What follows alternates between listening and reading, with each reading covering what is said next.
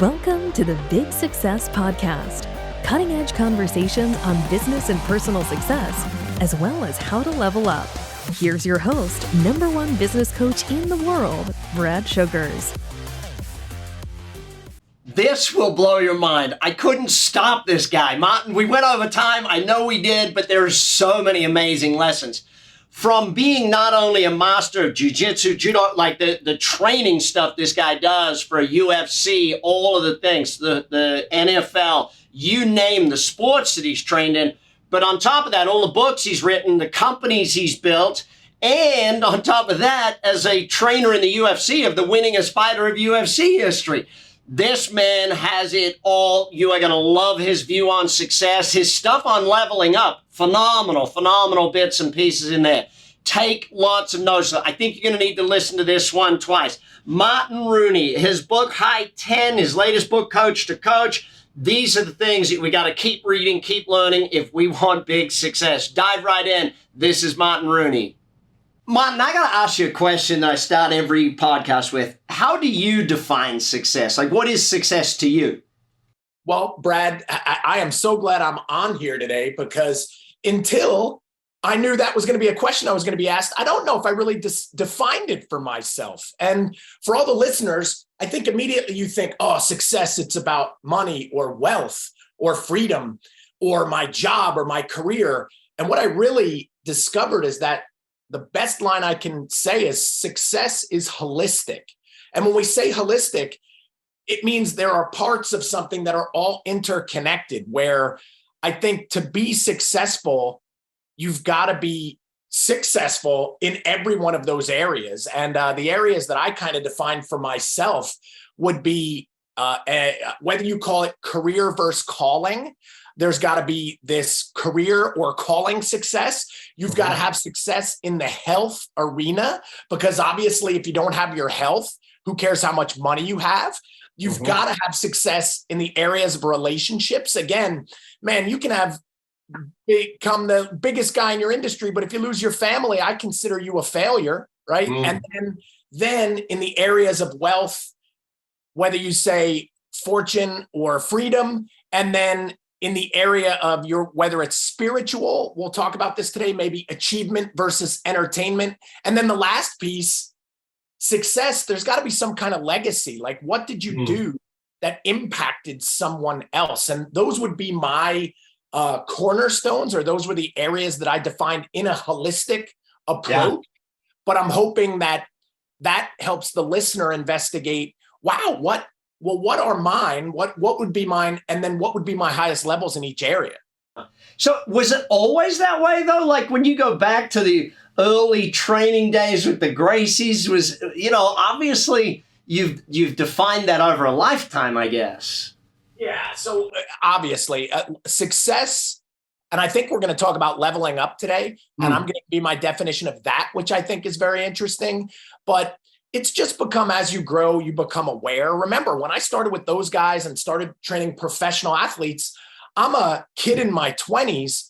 And now, hey, I'm a father of 4 in my 50s now. There's a lot that has happened in terms of my awareness of what success really means. So I think when I'm in my 20s, I think success means, wow, I'm training these guys, I'm making money, and I wrote my first book. Now, I'm much more concerned with how am I going to leave this world better than I found it. And that's personal growth. That's growth over a lifetime, and it evolves. And if everybody can hear that today, so if you're 20 listening to me now, I'm going to give you the keys to the kingdom to make it happen not only faster, but not make the mistakes I made along the journey. Yeah.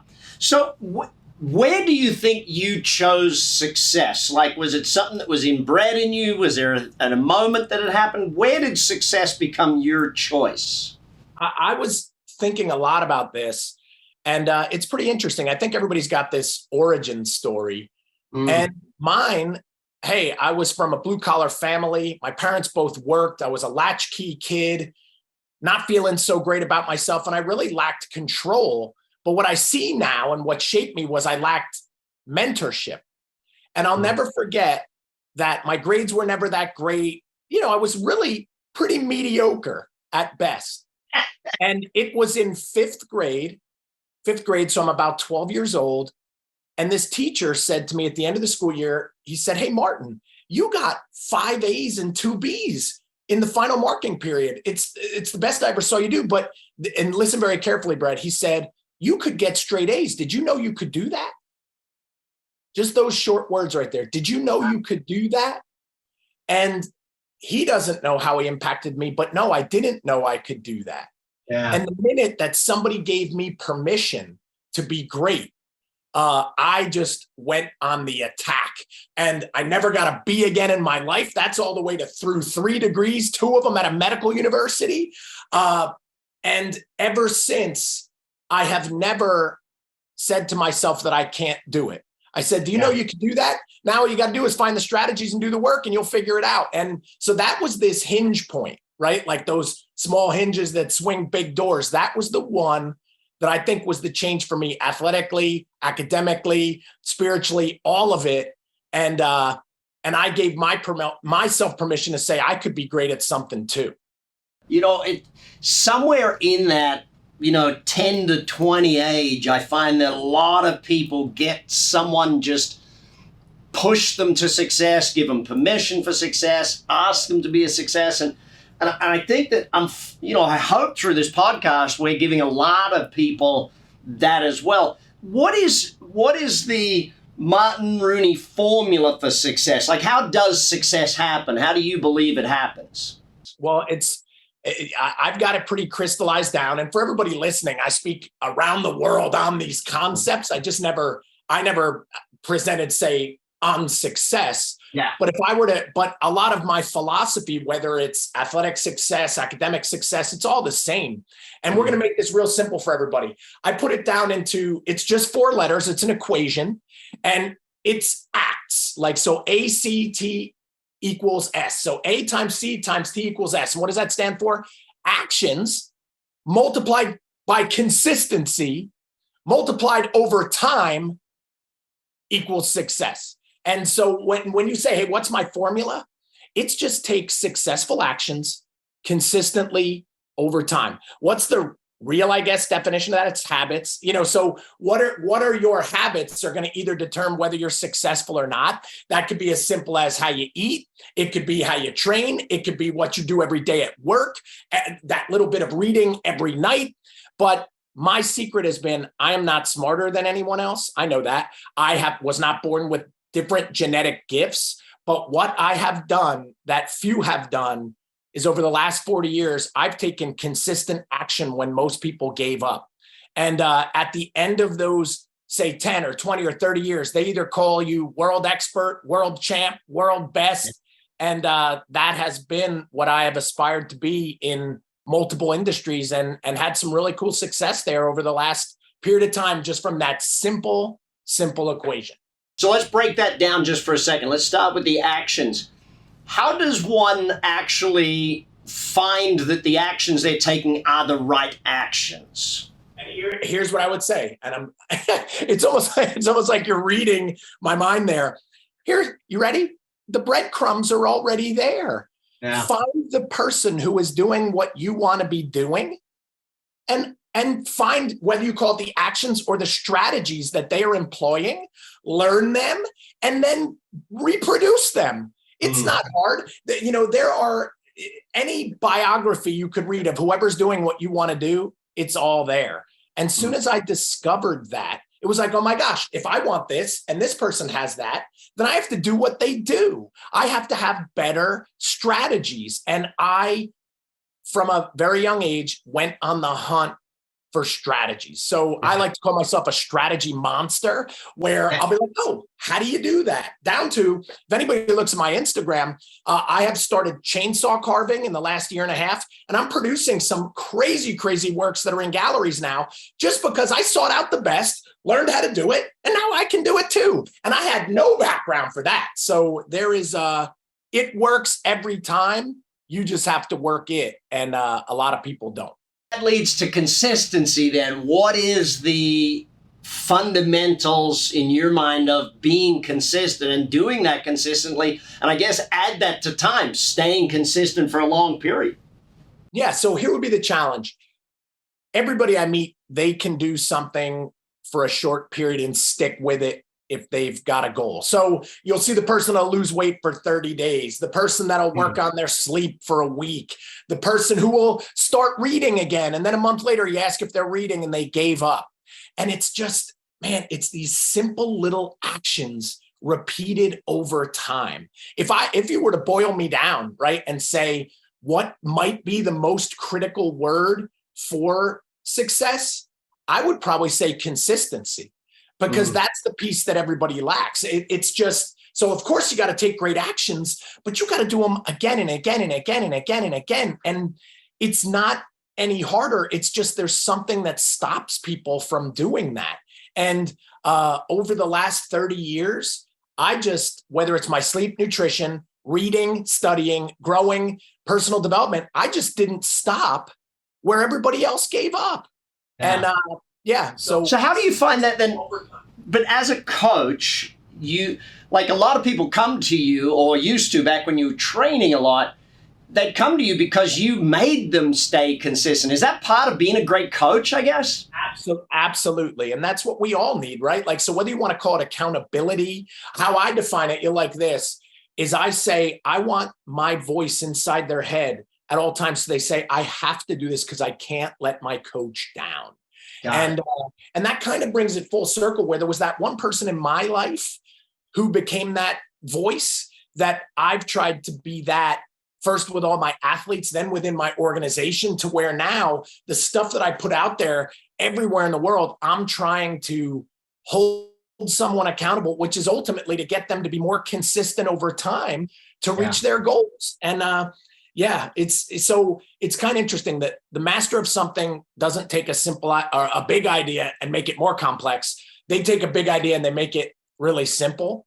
Yeah. And for everybody listening, you might say, oh, is it that easy? And I'm daring you. See, I'm being your coach right now. I'm daring you. Take the actions you know you should be taking already for the next year, very consistent, and watch how your life changes. So hang on, let's flip it over then. How does failure teach success? Wow. And you want to know, and you're going to like this. So it sits here on my desk. I'm in my office right now. And this is my black belt in judo. In judo, took me a decade to achieve it. It's even with my degrees, I feel like I learned as much on those mats as I did in any academic hall, in particular about myself. But what I say a black belt represents when I teach is I say the black belt is not the person that made no mistakes or had no failures. The black belt is the person that made them all. They made mistake after mistake after mistake. They just didn't repeat the mistake. They learned from it. And whether you want to say leveled up, they grew, they eventually earned new belts. But this sits on my desk always as the reminder, not, wow, here's this belt around my waist. It's a reminder that I've got to constantly keep making mistakes or I won't grow. And down to cornering the most famous fighters. And I'll say this, Brad, we never really learned much from big victories. So I trained the winningest fighter in UFC history, Jim Miller. He just won a few weeks ago in Las Vegas in 23 seconds. He had an incredible knockout, fight of the night. You know what we learned from that? Almost nothing. There's no feedback. Yeah, but in 5-round war where he ends up losing and we see the flaws, or we get this feedback about where we need to be better. Even as hard as those losses are to digest, they end up being the things of greatest value, the things that shape you forward. So for everybody listening, if you're not failing often at something, you're not pushing hard enough and you're probably not growing. You're on the Big Success Podcast. I'm Brad Sugars. We're going to take a quick break, and then we're going to come back with Martin, and we're going to talk about leadership and team and culture and all the amazing things that he can teach. Training for warriors here on the Big Success Podcast. There has never been a better time to become successful in life than right now. Creating success in your life isn't about chance. It's about learning what it takes to create a great life. And that's why Brad Sugars put together 30X Life. You get his 30 years of success in 30 minutes a day for 30 days. You only get one shot at this thing called life. Let's build an amazing life for you.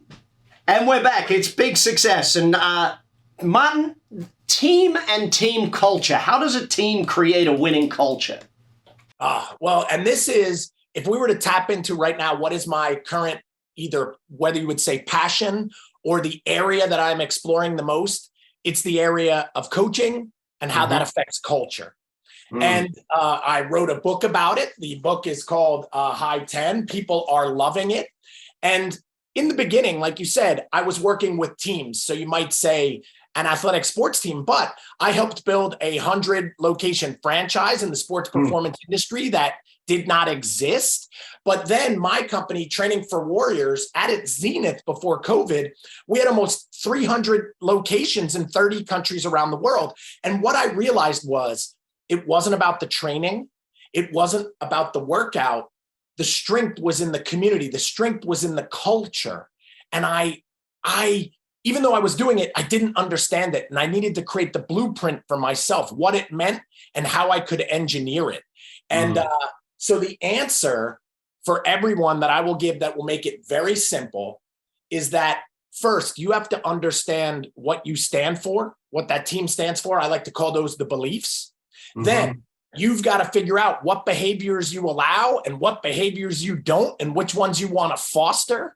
And then culturally, your beliefs in actions carried out through the behaviors of all your people. And at the top of that is leadership. And we talked about failure previously. I'll tell you what, there has never been a greater leadership lesson for me. I've read every book on it. I've met with leaders from around the world. But when I experienced those few years of COVID and trying to hold my company together that I had built for 20 years, and what that taught me about culture and leadership, now as we've come out of this, it was the most dark and horrible time during it. But now I couldn't be more happy for those scars of what it taught me and what it prepared me for challenges lying ahead. So when you think about knowing what you stand for, knowing the behaviors and all that, how does that play out on a day-to-day basis in making the culture stronger? Watch. Well, so it's interesting. We made coins about it. And these are our core values on the coin. I carry this with me at all times. And really, ultimately, what I'm challenging everyone right now, if you want to be successful, you have to know what you stand for. It's not just what you're shooting for, but what do you stand for? Because that's going to be your compass. That's going to direct you the way that you attempt to achieve it. So for instance, you've seen a lot of companies out there, they're successful, and then you find out they're stealing or cheating or whatever else, and then they fall apart. So the bedrock of your culture are the values that you stand for. And few people I've ever met, when I really sit them down and say, hey, tell me the 5 or 6 things you stand for so strong you'll die for it. Most of them look at me like I have 2 heads. They don't even know what I'm talking about. Right. Yeah. And so I would challenge everybody, if you want to be successful, you first have to do the deep work on yourself. Who are you? What do you stand for? And what is going to be the compass or the pathway that you will use to achieve what you want? And and that is the bedrock of your culture. Because if it stands for nothing, you've heard it before, it will fall for anything. And so that is where I begin. Whether you want to call it values, standard, these are the rituals that eventually happen that define who you are and what your company is about. So how does that work in with the leadership philosophy of how you teach leadership? Yeah. So with leadership from a culture, it starts at the top. I call it a trickle down. So the person who has to embody the values the most is the person at the top, right? And often that's not how it goes, right? So we can't be an empty leader. I like to say you can't be a dentist with wooden teeth. So those values, I've got to embody them stronger than anyone else, and then hold everyone accountable to them. So the minute I see somebody not doing what meshes with our culture, as a strong leader, I've got to be all over that. And I wasn't always like that. I had to learn that. Sometimes I'd be afraid. Oh, I don't want confrontation. I don't want to say anything. But now that I understand that my company is the most important thing in the world to me, not just that it feeds my family, but that it will be my legacy, man, there is nothing more important than the brand right here. I can't have anybody jeopardize that. Right. Yeah. So a great line is, my culture will never be held hostage by someone that uses either the wrong behaviors or just because of time served or production, right? And these are powerful concepts that again, I'm spitting them out like they're easy, but man, they took me 30 years of suffering to learn. So let's talk about the other side then. Let's talk about the health and the fitness side of things. How do we succeed at health and fitness? How do we make sure that that's a big passion or a big part of our life? Well, here this is a part of my philosophy that I think I've been speaking on around the world for the last 30 years, and I'm going to make it really easy.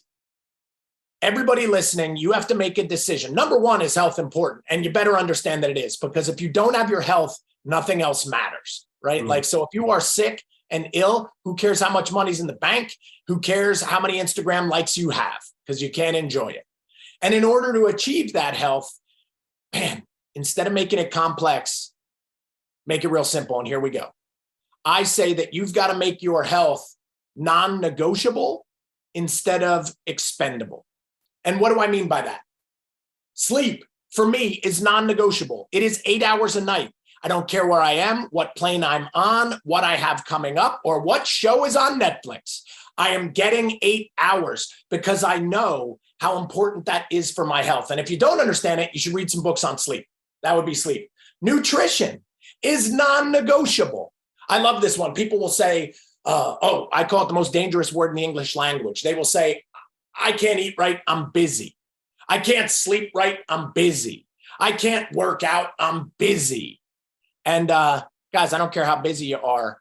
It's no physically harder to put the right food in the hole under your nose than it is the wrong food, right? You just have to make it non-negotiable. And then when it comes into your training or your workout, I don't care what it is. It doesn't have to be that you are blasting yourself with some crazy hard workout. In fact, I would rather you do 30 or 40 or minutes or an hour of walking every day than 2 hard workouts a week and you do everything else wrong.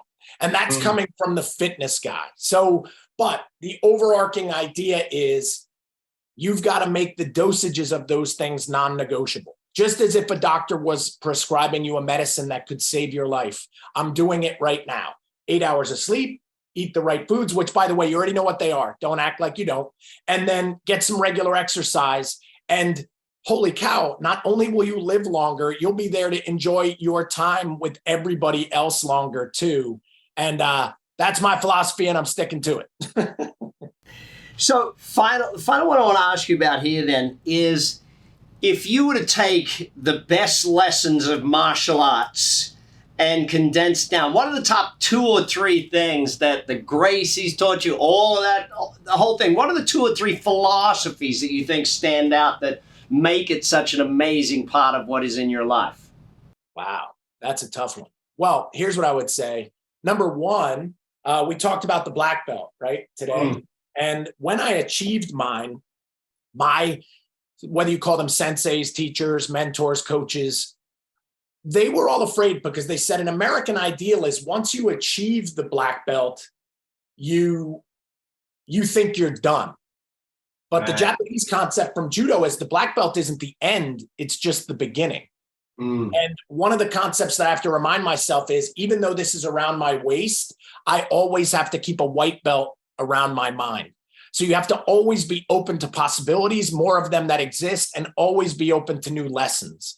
Or essentially you become a dinosaur. And that one, as I get older, it gets harder, right? As technology changes, as there are more complex things that I have to continue to learn, it'd be easy to say, let me just do it the way I always did it. That worked. But that's probably the fastest way to fall behind. So that one was a big concept. And here's another one that really stands out for me. You're going to love this one. Are you ready for this one? I'm ready. It's important for everybody. Don't try to drown the guy that taught you how to swim. This is one that I heard in the dojo one day, and it just had such a profound effect. So everybody listening is going to work either for someone or within a company, and you're going to reach this level and say, I'm going to do this myself, or nobody ever helped me. I'm going to do it my way.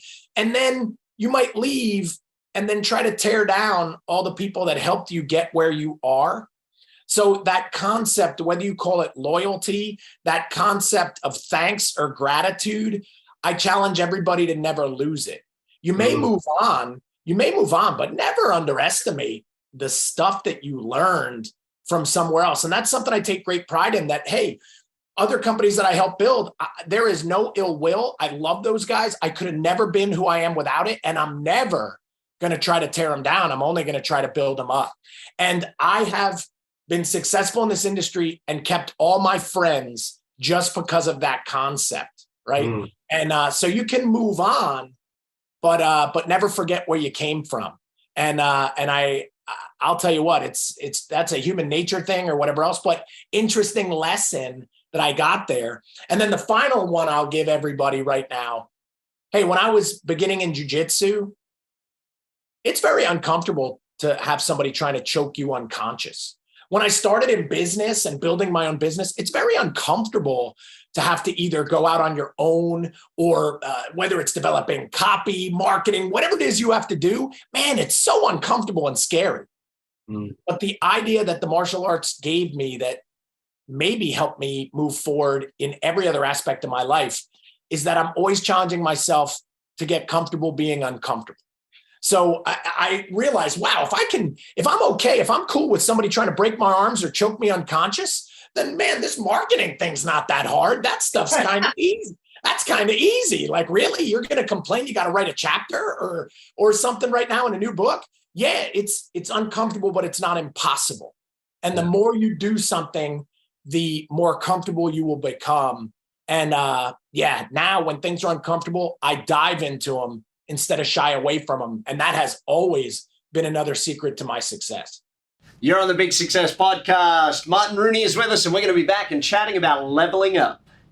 Martin Rooney is an internationally recognized entrepreneur, fitness expert, sought-after presenter, and best-selling author. Martin's two newest books, High 10 and Coach to Coach, are helping to create better leaders, business, and team cultures around the world. To learn more about Martin Rooney, please visit trainingforwarriors.com.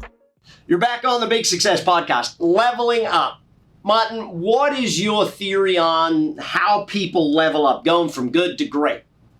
I love this one, right? And I think this is an important segue, just that idea, leveling up. So if I said to everyone, hey, leveling up, what does it mean? And people say, leveling up. And everybody says it, it gets this lip service, but unless you understand what it means, it's probably never going to happen. It's exactly how I attacked culture, coaching, even what you're doing with success, right? It's success, until you define it, you don't know if you have it. And I think what happened to me is I kept hearing leveling up, and I didn't even understand what it meant. And here is my definition. And it's, maybe we'll use finance as an example for that. But I say leveling up is simply becoming aware of things that you weren't doing at a higher level, that if you did those, you would reach a higher level. So we talked about actions today. So for instance, with money, there are certain people, I call them like level 0, right? A level 0 is they have a job, they make money, and they spend all their money and they're absolutely broke. That would be a 0. But that person, it might not be their fault because they may not understand, wait a minute, if I saved, that would raise me to another level. How do I do that? And then watch this. Now I'm at the saving level. Now if I invested, wow, I wasn't even aware you could do that. Now I see how to do that. I can reach another level. And then it might be building businesses, getting in real estate. It might be, and then there are all these levels, but the level all becomes about awareness that there are actions that I could take. And then I take those actions. And once I understood that, I started to say, hey, if I'm at this level, well, who's somebody that's another level I'm not at? What are they doing? I need to become aware of this thing, and then I need to do it. And so that is my definition of what leveling up means. So leveling up to me is not like, oh, I went to a weekend course and I leveled up. No, it's I became aware of strategies I didn't know that could raise me up to where I want to be. And now I have to do those, if that makes sense. And the line I use a lot, you'll like this one is, man, it's a fine line between mediocrity and mastery, right? And that fine line is that awareness of what it takes to get there. And I challenge everybody, whatever it is you want to be the highest level in, you need to deep dive into it and just find those strategies. And if you do, you can have what they have too. Let's dive then across from that and say, if you look at the athletes you've trained, like world class, what's the difference between someone who sets a goal then of being okay versus someone who sets that goal to be the best in the world? How do you, what's your thoughts? I would say it's a personal choice, and it's and again, so subtle. Here's what's interesting. I have trained hundreds of fighters. We've been talking a lot about fighters today, but I've also worked within the NFL for many years, professional athletes in every sport. And you know what's interesting, Brett, is unfortunately with athletes, many athletes are born to be there, right? Like I use the NFL as an example. If you're not 6'5" and 250 pounds and don't run a certain speed, you can't be certain positions in the NFL. It just doesn't work like that. So many of those athletes were born to be there, but maybe they didn't personally choose how great they were going to be. And what I think is interesting is even when they've reached the highest level in the world, they often smash into the ceiling of their own level of incompetence that they haven't even decided to be the best of all time. Like you said, so there are some fighters, they just say, man, I'd love to someday maybe fight in the UFC. And if that's their highest goal, even if it happens, they're probably not going to be there long. Right. Yeah. And then I've had other fighters that said, I don't want to just go there. I want to be the best there ever was, like a Jim Miller who wasn't uber talented, who doesn't have mega physical gifts, but he had this mindset. And just by setting that goal, do you see how his levels, when he levels up, he's going to keep finding strategies that are beyond the guy that just wishes he could be there. Right. And so ultimately, what I'm telling everybody today and what you have to listen is, like this goes back to, you can't be successful until I guess you've set some goals or you have some standards, and the goal you set will set everything in motion. So if your goal is really low and you reach it, well, congrats, but you still might not be that successful. But if the goal is incredibly, incredibly high and you keep striving to get there, you're going to move past all those people that had lower goals. And even though they reached it, you're going to be considered way more successful. Did it happen for you, Martin, personally, as always wanted to be that, or did it gradually happen? What was your methodology of getting to the massive goals? Yeah, there's no doubt. And hey, I don't want to steal away from myself. For everybody listening, I am a driven guy. Like here would be a line they use for me a lot, my friends. They say, Martin Rooney has two speeds, asleep and ferocious, right? So, my friends, I have been referred to as a force of nature. I guess what it is I just have this personal thing that like, if I'm going to do something, man, why not max it out? Why not be the best I could be? If I'm going through this life one time, like, man, I'm going to use it all up. I'm going to get everything out of this body, out of this mind. And the older I get, the more urgent it all becomes because I'm running out of time.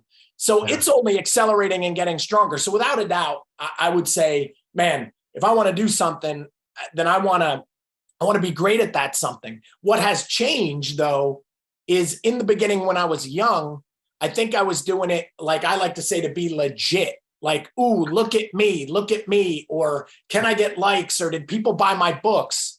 And now have definitely moved from legitimacy to legacy. And now it's, instead of look at me, it's come with me. Instead of look at me, it's like, do this stuff and you can have it too. Because when I can't do this anymore, who's gonna pick up the torch? Who's gonna be the next one now? Because I will say, the older I get, hey, I know I'm running out of gas too. And so no one's going to say I got cheated, but I want to make sure now that no one else gets cheated out of a lifetime of what they could consider success too. So that's definitely been an evolution. And I think everybody's going to reach it, right? I think there's a period you have to be selfish, but man, and that's how you get great. But then you hit this thing and you realize, man, it's selfless. So that how many people can I serve? What will I have done that really mattered? And those are the biggest changes, how I'm using that drive now. Love it. So let's go to the quick fire round. Quick question, quick answers. How do you succeed at goal setting? Well, here's what I would say. You got to sit down and really ask yourself, simple question. What do you want? When I sit down and ask people, they'll say, I don't have what I want. I'll say, what do you want? And they say, I don't know. And that's why they don't have it. So the simplest thing for goal setting, make them super, super distinct, write them down, keep them right in your face. I review my goals weekly, and these are not just the next month goals. They are lifetime goals. It's all on one document. I've been doing it for 20 years. I have this thing, and it's never failed. How do you succeed at self-development? My simple one is read books. I am constantly reading. So before I ever wrote any, man, I have read thousands. It's not like a saying anymore. I'm over 2,000 books. So that is thousands. I've been reading for 30 years straight and constantly challenging myself to grow. I'm actually addicted to it now. And I wasn't a good reader. So if you're not a good reader, start with 5 pages, then make it 6, then 8, then 10, and eventually you will never stop. How do you succeed at relationships? Yeah, if anybody has that answer, hey, I have 4 daughters, guys, and my wife. But here's what I would say: invest in them and act interested. Right. So be more worried about being interested than interesting, and you'll never fail. And here would be a really good one for any parents out there. The best way to love your kids is love their mom or dad, depending on who you are. And if they see that in front of them, man, you're setting them up for a way, way more successful life. How do you succeed at enjoyment, fun, vacation, like switching off? Yeah. Hey, have passion and know the battery idea is real. My wife and I just got back from Spain just a couple of weeks ago, 10 days. And holy cow, not only did I need it, but I'll challenge everybody for this. You're not leaving work or getting away. It might be where your greatest ideas happen. So recharge the batteries. Don't wait till you're 65 because it'll probably be too late. Make sure you are consistently taking time for yourself throughout your lifetime. And I promise it'll be the greatest thing you do. Final question while I got you, Martin. What is the best quote or the best advice you were ever given about success, about succeeding? Well, I kind of had a couple of them. And, one of my favorite, you could say writers or playwrights, George Bernard Shaw. And there's this one that I use. It's on my desktop here. And listen to this, because I won't read the whole thing. It's actually longer. If anybody wants to check it out, you can look further. But, or actually, you know what? I'm going to read the whole thing and just give you this one. Well, listen to this, everybody. This is the true joy in life. The being used for a purpose, recognized by yourself as a mighty one. The being a force of nature instead of a feverish, selfless little clod of ailments and grievances, complaining that the world will not devote itself to making you happy, right? He said, I am of the opinion that my life belongs to the whole community. And as long as I live it, it is my privilege to do it for whatever I can. And this is the last piece. I want to be thoroughly used up when I die. For the harder I work, the more I live. I rejoice in life for its own sake, because life is no brief candle to me. It is sort of a splendid torch, which I've got to hold up for a moment. And I want to make it burn as brightly as possible before handing it off to future generations. And that one, man, affected me so long ago. And you could probably hear it in this podcast today. We hit every one of those. I wish I was as good a writer as him to concisely do that. But that would be the one that drives me and where I'm at now. But you heard all the things in there. Guys, do the work. Don't complain about it. Leave something for everybody else. And man, if you're going to do this thing, go all in, because this torch only burns so bright for so long. So hopefully that was a great one to finish this thing up. The Martin Rooney, thank you so much for your time training for warriors. Grab all his stuff. Keep learning from this man. You know where to get it. And I'll be back with you next week on the Big Success Podcast. And that's the Big Success Podcast for today. Hopefully you took a lot of notes, and hopefully you learned a bunch, and hopefully you're going to take action on it and refer people. Remember, if you haven't subscribed, click that subscribe button now. Be with us every week on the Big Success Podcast. BS, Brad Sugar's Big Success. Take action. Check the show notes for all the links. I'll give you all the links for everything that your speaker had. Make sure you follow through and keep the learning going. Remember, you got to grow into your goals. I'll speak to you next time on the Big Success Podcast. You've been listening to the Big Success Podcast with the #1 business coach in the world, Brad Sugars. To learn more about how to achieve business and personal success, as well as how to level up or listen to past episodes, Visit www.bradsugars.com.